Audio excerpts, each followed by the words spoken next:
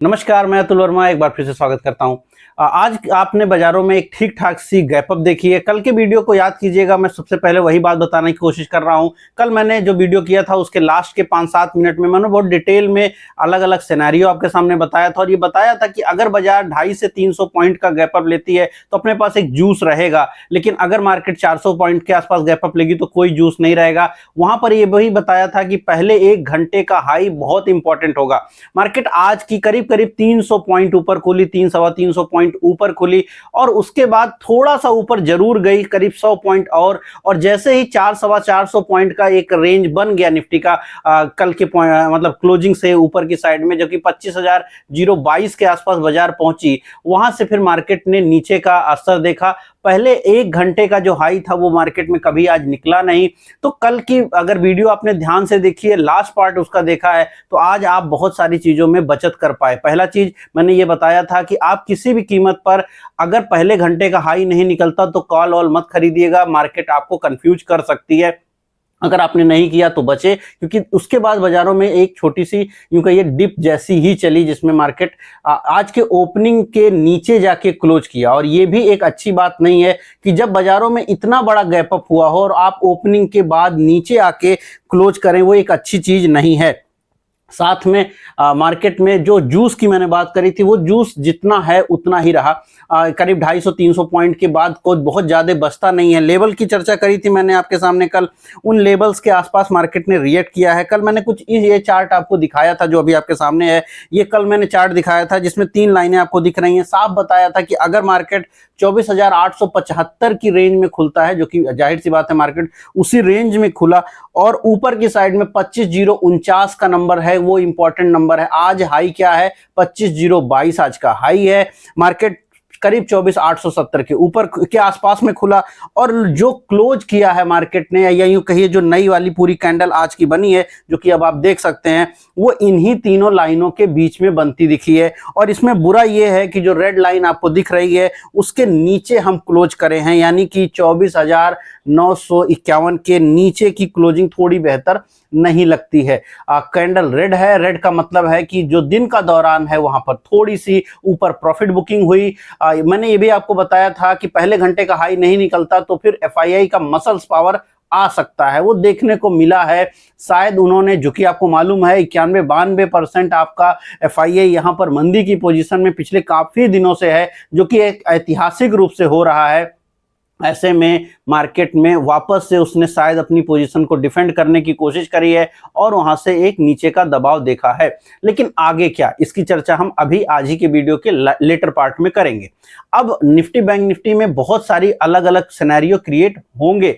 यहाँ पर जो गैप क्रिएट हुआ है उसका भी महत्व है, लेकिन मोटा मोटी बाजारों में एक साइडवेज मार्केट होने की नजर दिखाई पड़ रही है। उसके कारण क्या है? जिस तरह से जीएसटी को लेकर के बातें हुई, पहली चीज और भी है कि मैंने आपको एक भुज निफ्टी की बात बताई थी। अगर आप सोशल मीडिया में बहुत एक्टिव होंगे तो आप लोगों को बहुत सारी चीजों पे दिख रहा था, कहीं कहीं तो 12-12, 1500 पॉइंट गैप अप की बात चल रही थी, तो उन सबसे बचे आप, क्योंकि 200 पॉइंट खुला तो बहुत लोग कॉल खरीदे होंगे। बट अगर आप देख रहे हैं इस चैनल को तो आप वहां बच पाए।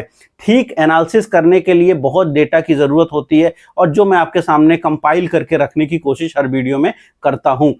तो अब अगर आपने अभी तक चैनल को सब्सक्राइब नहीं किया तो सब्सक्राइब जरूर कीजिएगा, और अगर आप पहली बार देख रहे हैं तो जरूर बहुत सारे आपके दिमाग में बातें होंगी, वो आप मेरे प्रीवियस वीडियो को देख करके भी समझ सकते हैं। अब अगर हम लोग यहाँ पे समझें कि जीएसटी में आज क्या हो रहा है, जीएसटी को लेकर के एक बड़ी इच्छा थी लोगों की कि बहुत जल्दी चीजें आएंगी, लेकिन अब जो रिपोर्ट्स आई आज को वो थोड़ी परेशान करती हैं बाजारों को। अब रिपोर्ट में क्या आया? पहला चीज आया कि चूंकि अनाउंसमेंट तो हो गया, लेकिन वो लागू कब होगा ये किसी को नहीं पता है शाम तक। लेकिन जो खबरें आई वो थोड़ा बाजारों के लेकर के परेशान करती हैं। क्या खबरें आई?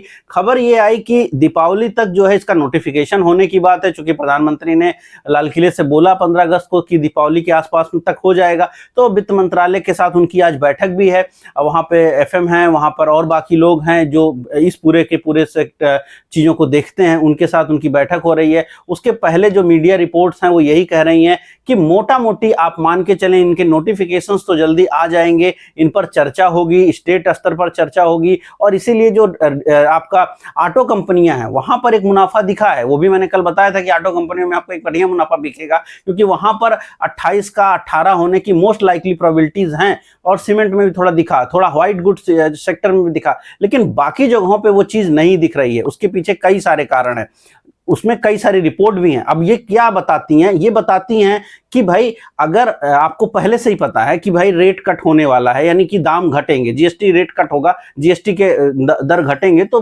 भाव घटेंगे, चीजों के भाव घटेंगे, तो क्या आप आज जाकर के खरीदी करेंगे? नहीं। क्या आप अगले 2 महीना में खरीद करेंगे? नहीं। अगर आप कोई भी चीज की टाल सकते हैं, आगे की तरफ शिफ्ट कर सकते हैं, वो एक ऐसी नेसेसिटी वाली डिमांड ना हो चीज जिसके बिना आपका काम ना चले, तो शायद आप अपनी डिमांड को पोस्टपोन कर देंगे।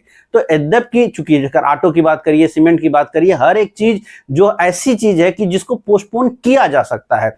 आज फौरी तौर पर तो ऑटो और सीमेंट में सब में तेजी आई, लेकिन व्हाइट गुड में भी तेजी आई, इलेक्ट्रॉनिक्स में भी आई, इलेक्ट्रिक में भी आई, लेकिन अब यहां से क्या आगे का दौर ऐसा रहेगा, उसको लेकर प्रश्न खड़ा हो गया, क्योंकि जाहिर सी बात है डिमांड थोड़ी आगे शिफ्ट कर सकती है।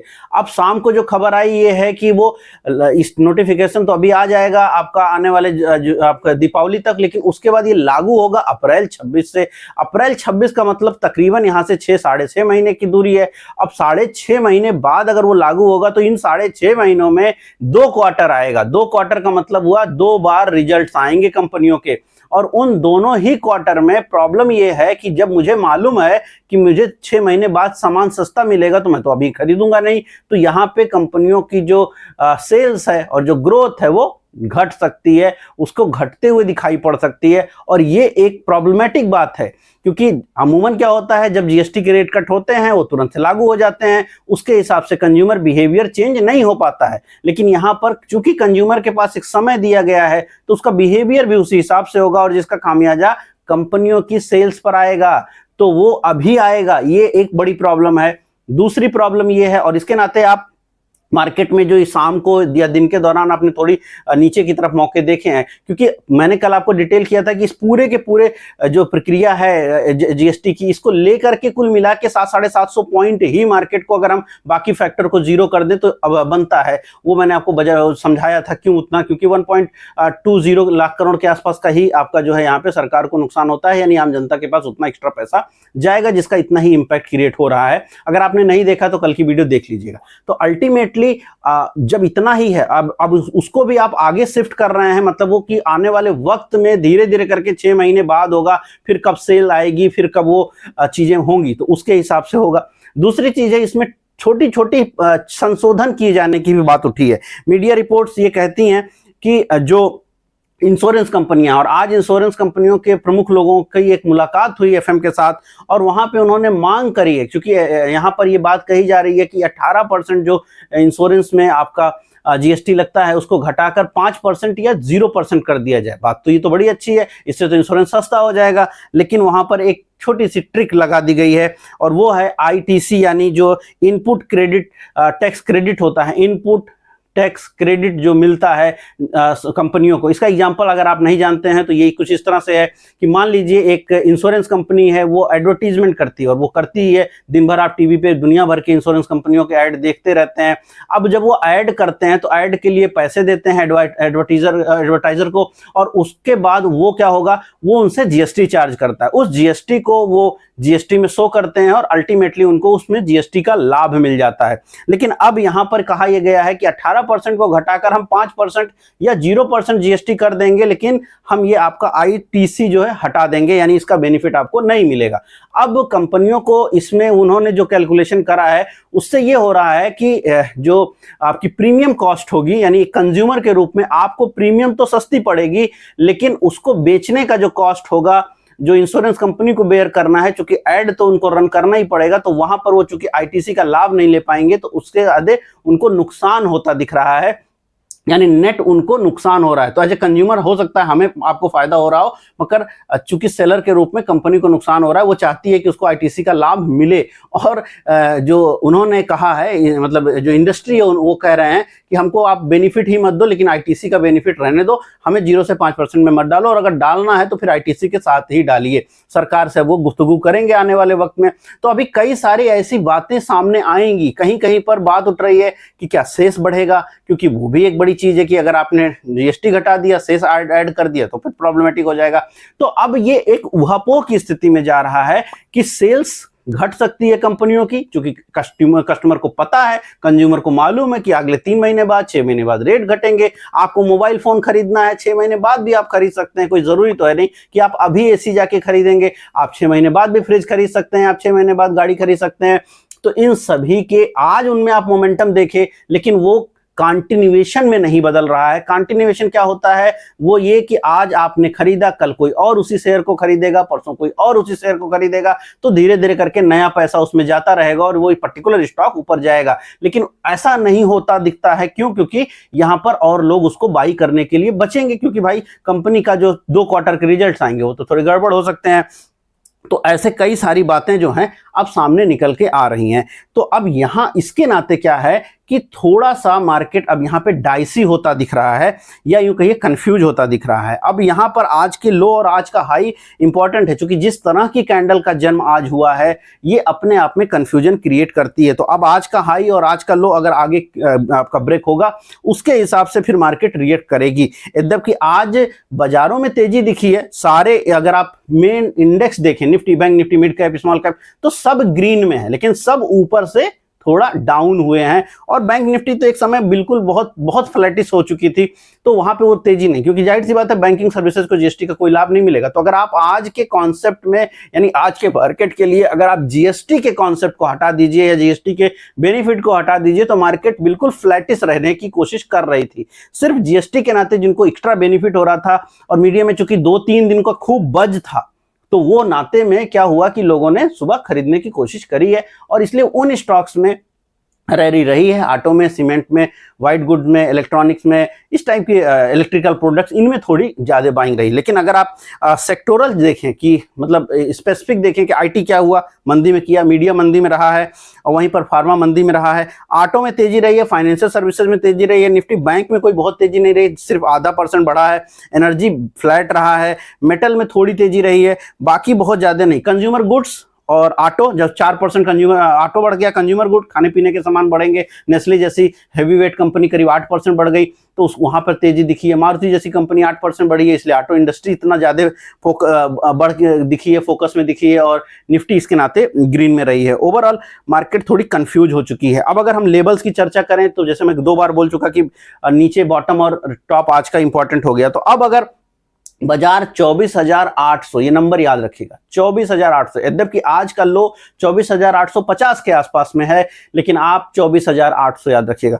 24,800 से वापस से अगर बाजार नीचे गई, तो ये मार्केट वापस से 24,500 और 24,400 की रेंज की तरफ बढ़ चलेगी। तो 24,800 बेहद इंपॉर्टेंट नंबर है।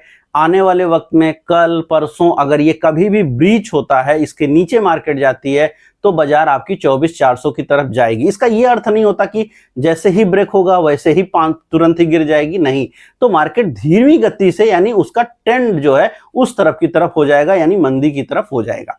करंटली मार्केट का जो ट्रेंड है इस समय, वो इस समय न्यूट्रल जोन में जा चुकी है। ना ये तेजी में है, ना ये मंदी में है। इसको तेजी में कब मानते? आज ही अगर बाजार 25,000 के ऊपर क्लोज कर पाता, 25,100 के ऊपर क्लोज कर पाता, तो इसको हम तेजी की ट्रेंड में रखना शुरू कर देते। यहां पर ये नहीं हो पा रहा है। एटलीस्ट हमको 24,951 के ऊपर का चाहिए था, मोटा मोटी आप 25 पकड़ लीजिए। तो 25,000 के ऊपर अगर मार्केट क्लोज करेगी कल, तो आप उसको थोड़ा अप साइड के या अपर ट्रेंड की तरफ फोकस कर सकते हैं। अब अगर रेजिस्टेंस की बात करें ट्रेड के हिसाब से, तो कल के लिए आज का जो हाई है वो मोस्ट इंपॉर्टेंट है, जो कि 25,022 का है। आप उसको राउंड फिगर करिए 25,050। तो 25,050 चूंकि जो अपने चार्ट मैंने आपको दिखाया था, उसमें वो जो लाइन है वो 25,049 50 पे ही है। तो 25,050 कि ऊपर अगर हम जाते हैं बाजारों में तो फिर जो हमारा अगला लक्ष्य होगा वो 25,200 की रेंज होगा। लेकिन वो तभी जब 25,050 के ऊपर आप जाते हैं और दिन के दौरान आप ट्रेड करते हैं या फिर क्लोजिंग के समय आप क्लोज करते हैं, तो फिर 25,200 की तरफ आप बढ़ेंगे। अब अगर आप ये नहीं कर पाए, हो सकता है आप इसी जोन में रहें जहां ऊपर की साइड में 25,050, नीचे की साइड में 24,850 हो सकता है। मोस्ट लाइकली कल का दिन आपका इसी में गुजर जाए, क्योंकि आज मार्केट ने एक गैप अप किया, उसके बाद साइडवेज हुई, स्लाइटली फॉल करी है। पॉसिबिलिटी है कि कल वापस से मार्केट इन सारी खबरों को देखे, समझे, क्या पीएम बोलेंगे एफएम से, क्या बातें होंगी, क्योंकि अमेरिका में भी बहुत कुछ हो रहा है, जियोपॉलिटिक्स में बदलाव है। आपको मालूम है यूक्रेन को लेकर के रसिया और जो है अमेरिका, उनके बीच बातचीत चल रही है। और अब आज प्रेसिडेंट जो है अमेरिका के वो मिलेंगे जेलेंस्की से वहां पर, और वो जा रहे हैं मीटिंग में। क्या होगा, वापस से झगड़ा होगा कि नहीं होगा, वापस से बातें ठीक हो जाएंगी कि नहीं हो जाएंगी। ट्रंप लगातार कह रहे हैं कि सीज फायर हम तुरंत ना करें, सीधे सीधे वॉर को ही रोक दें। पुतिन क्या मानेंगे मालूम नहीं है, क्योंकि जो जेलेंस्की ने कहा है कि जिस क्षेत्र में डॉनबास का जो एरिया है उसके बारे में कोई निगोशिएशन वो करने को तैयार नहीं है, वो रसियन लैंग्वेज को यूक्रेन की लैंग्वेज नहीं मानेंगे। तो कुछ बेसिक फंडामेंटल प्रॉब्लम वहां दिखता है।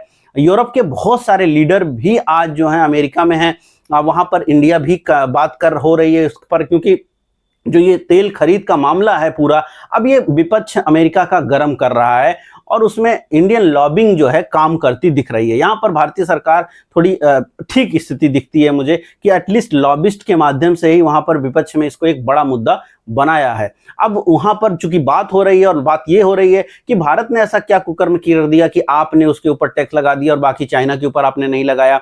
और अगर आप इन दोनों को रोक देंगे तेल खरीदने से, तो यूरोप में क्या प्रॉब्लम है? यूरोप भी तो चाइना और इंडिया से ही तेल खरीद रहा है और तेल कर पा रहा है। अदरवाइज अगर आप इनको रोक रहे हैं, टैक्स लगा रहे हैं, 27 अगस्त आपको डेट मालूम ही है कि टैक्स लग जाएगा, तो अगर 25% एक्स्ट्रा, तो फिर वो उस केस में तो ऑयल प्राइसेस कहां जाएंगी? अगर आप जो है इनको खरीदने से रोकेंगे या ये खरीदेंगे नहीं, तो ऑयल प्राइसेस बहुत बढ़ सकती हैं, तो अलग ही प्रॉब्लम क्रिएट हो जाएगी। अगर ये इनके ऊपर आप टैक्स लगाओगे तो महंगाई का, तो अभी यहां से लेके आगे का जो दौर है, अगले 7-8 दिन काफी ज्यादा इफ एंड बट वाले रहेंगे। तो अमेरिका में भी इफ एंड बट चलेगा, उसके नाते हम भी थोड़ा प्रॉब्लमेटिक रह सकते हैं, थोड़ा कंफ्यूज रह सकते हैं, थोड़ा यूं कहिए कुछ नहीं करने वाली स्थिति में रह सकते हैं। बाकी मैंने आपको बार बार ये बताया है कि मार्केट इस समय का, आप यूं कहिए कि एक जो ऑप्शन सेलर है उसके हाथ में है। मतलब आप कॉल बेच रहे हैं, पुट बेच रहे हैं, वो लोग जो पोजिशनल इसमें काम कर रहे हैं, मार्केट काफी हद तक उनके पावर में दिखती है। बाजार यद्यपि आज ऊपर गया, लेकिन आपने मसल्स पावर देखा, वो साइडवेज ले गए। तो हर पॉइंट पर मार्केट को साइडवेज करने का, यानी ना बहुत बड़ी तेजी ना बहुत बड़ी मंदी वाले जोन में रखने का विचार बाजारों का लगता है। जो लोग 2020 के बाद बाजारों में आए हैं उनको ये बात समझ अभी नहीं आ रही होगी कि बाजार ऐसी भी होती है, बाजार कहीं नहीं जाती है, ऐसी मार्केट भी होती है। हाँ, मार्केट ऐसी भी होती है, स्टॉक का नेचर भी ऐसा होता है कि काफी लंबे समय तक वो अपने एवरेज के इर्द गिर्द घूमती है। याद करिए, मैं रेगुलर वीडियोस में अक्सर बात करता हूं, साल का एवरेज कहां है हमारा? 24,500 24,700 की रेंज है। पिछले लास्ट 6-8 महीने का रेंज हमारा क्या बन रहा है? एवरेज करीब करीब 24,700-800। तो यहीं पे तो हम हैं और वहीं पे टिके पड़े हैं। तो अभी भी ऑप्शन सेलर की मार्केट है, थोड़ा वापस से नीचे ले आएगा, ऊपर कॉल पुट उसके हाथ में रहेगी और वहां से वो पैसे बनाएगा। तो बाजारों की स्ट्रेटजी इस समय ट्रेंडिंग स्ट्रेटजी नहीं है, मार्केट साइडवेज नेचर का है। लेवल की मैंने आपको सामने चर्चा करी ही है, और इस मार्केट में आपको काफी समझ के साथ काम करना चाहिए। गैप अप्स जब हो रहे हैं तब भी, अगर आप स्टॉक की बात करिए, याद करिए बृहस्पतिवार, याद करिए बुधवार, मैंने तब भी इवन मंगलवार जो पिछले हफ्ते में था, मैंने आपके सामने ऑटो की चर्चा करी थी, टीवीएस मोटर की चर्चा करी थी, वो ब्रेकआउट कर रहा है, आज वो 8% ऊपर था। तो चार्ट अगर आप देख रहे हैं तो वहां पर आपको मौके मिल रहे हैं। वो कभी ना कभी, अब मंगलवार को तो मेरे को नहीं पता था कि क्या घोषणा होने वाली है, लेकिन वो घोषणाएं हुई और आप उसका असर देख रहे हैं। तो चार्टिकली बाजार को इस समय समझिए। अगर आप चार्ट नहीं समझ रहे हैं तो इस मार्केट में आपके लिए अपॉर्चुनिटी बहुत कम है। अगर आप एफएनओ नहीं समझ रहे हैं, इस मार्केट में आपके लिए अपॉर्चुनिटी कम है। आप एफएनओ को सिर्फ ऑप्शन बायर के नजर से मत देखो। एक आम पब्लिक सिर्फ ऑप्शन बायर नजर से एफएनओ को देखता है, नहीं, ऑप्शन सेलिंग भी एफएनओ का पार्ट है और इन्वेस्टिंग भी की जा सकती है जब आप कई लॉन्ग टर्म, शॉर्ट टर्म, कई अलग अलग प्रकार की स्ट्रेटजीज क्रिएट करते हैं और उसके बेस पर भी करते हैं। कितनी ऐसी स्ट्रेटजीज हैं ऑप्शन सेलिंग में जहां पर आप महीनों अगर बाजार को नहीं भी देखें तो भी आपके पैसे बन सकते हैं। तो बहुत कुछ आपको जानने समझने की जरूरत है अगर इस मार्केट में आप काम कर रहे हैं। जब भी डेटा एनालिसिस करिए, जैसे मैंने कल करके दिखाया था, बहुत बहुत बहुत साफ रखिए अपने ब्रेन को किसी भी इफ एंड बट से लेकर के, और किसी भी सोशल मीडिया के जो बज हैं उनसे बचिए। जब बाजारों को लेकर के बहुत हाइपरबोलिक होता है, आज जो लोग उसमें ट्रैप हुए कि 1200 पॉइंट तो दिखा रहा था बढ़ जाएगा, 300 पॉइंट खुला है बाई करो, और वहां पे उनको लॉस हुआ है एक्चुअली, और वो होगा। तो बाजारों में बहुत संजीदा रहने की जरूरत है, बहुत समझ बूझ के काम करने की जरूरत है, और बहुत आपको बहुत धरातल पे रह करके जब आप काम करेंगे, बहुत पढ़ पढ़ा के करेंगे, और चार्टिकली जब आप अच्छे से काम करेंगे तो ही आपका पैसा बनता है। ये मैंने हमेशा से देखा और इसको मैं हमेशा बताने की कोशिश करता रहा हूँ। उम्मीद कर रहा हूँ वीडियो पसंद आई तो लाइक कीजिएगा, शेयर कीजिएगा, कमेंट कीजिएगा। मैं मिलूंगा कल नए वीडियो में। इस वीडियो में इतना ही।